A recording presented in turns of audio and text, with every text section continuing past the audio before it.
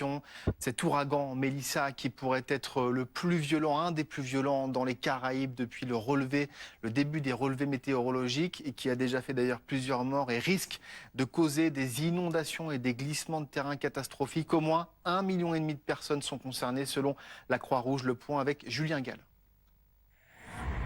En Jamaïque, les sols commencent à se remplir d'eau. Les coupures d'électricité sont visibles de l'extérieur des bâtiments.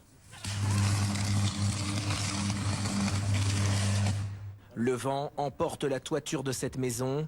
Ces branches d'arbres arrachées bloquent le passage de voitures. Près des côtes, les vagues sont de plus en plus fortes.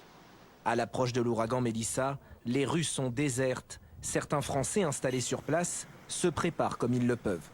On a protégé comme on pouvait nos vitres. On a mis aussi des blocs de ciment devant les portes. On a éloigné notre lit des fenêtres. Préparé un sac à manger au cas où s'il faut partir vite. Sur ces images satellites de l'US Air Force, le cœur de l'ouragan, l'œil du cyclone de 18 km de diamètre.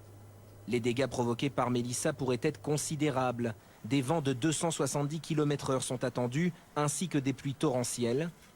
Alors les véhicules de police patrouillent pour inciter la population à rester chez elle. Cet agent aide un homme âgé à rejoindre un abri. Face aux probables futures inondations et glissements de terrain, les autorités se tiennent prêtes. Nous disposons de 850 abris répartis sur toute l'île. Nous pouvons accueillir à l'intérieur 20 000 personnes.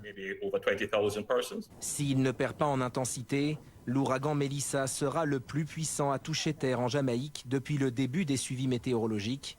Selon la Croix-Rouge, au moins 1,5 million de personnes pourraient être touchées.